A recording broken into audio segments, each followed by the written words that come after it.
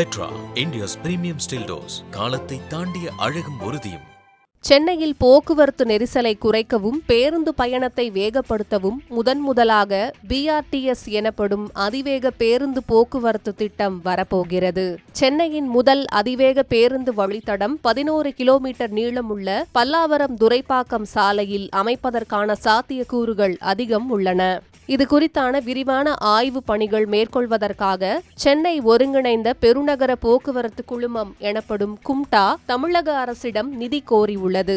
சமீபத்தில் தமிழக முதல்வர் போக்குவரத்து துறையை ஆய்வு செய்தபோது தென்கொரியாவின் BRTS மாதிரியை பற்றி படித்து சென்னையில் இந்த திட்டத்தை மேம்படுத்த அதிகாரிகளுக்கு உத்தரவிட்டிருந்தார். சென்னையின் மற்ற பிரதான சாலைகளுடன் ஒப்பிடும்போது பல்லாவரம் துரைப்பாக்கம் சாலை மிகவும் அகலமானது.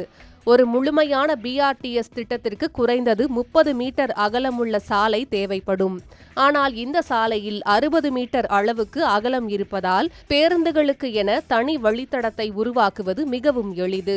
பிராட்வே, பூந்தமல்லி போன்ற இதர வழித்தடங்கள் பரிசீலிக்கப்பட்டாலும் அங்கு சாலைகளின் அகலம் குறைவாக இருப்பதால் இந்த திட்டம் பல்லாவரம் துரைப்பாக்கம் சாலையில் முதலில் ஒரு மாதிரி திட்டமாக செயல்படுத்தப்பட உள்ளது. இந்தியாவில் அகமதாபாத் போன்ற ஒரு சில நகரங்களில் மட்டுமே இந்த BRTS திட்டம் வெற்றிகரமாக செயல்படுகிறது. சென்னையில் இருசக்கர வாகனங்கள் மற்றும் ஆட்டோக்கள் அதிகம் என்பதால் பேருந்துகளுக்கென தனி வழித்தடத்தை மற்ற வாகனங்கள் நுழையாமல் லேன் டிசிப்ளின் எனப்படும் போக்குவரத்து ஒழுங்கை பராமரிப்பது மிகப்பெரிய சவாலாக இருக்கும் என அதிகாரிகள் கூறுகின்றனர்.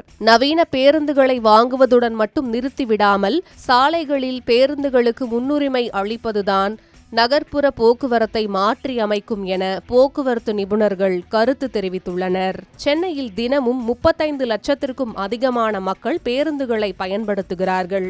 இந்த திட்டம் வெற்றிகரமாக அமைந்தால் IT காரிடார் செல்பவர்களின் பயண நேரம் பாதியாக குறைக்கப்படும். இந்த BRTS வழித்தடம் சென்னையின் போக்குவரத்தை எந்த அளவுக்கு மாற்றி அமைக்கப் போகிறது என்பதை நாம் பொறுத்திருந்து பார்க்கலாம்.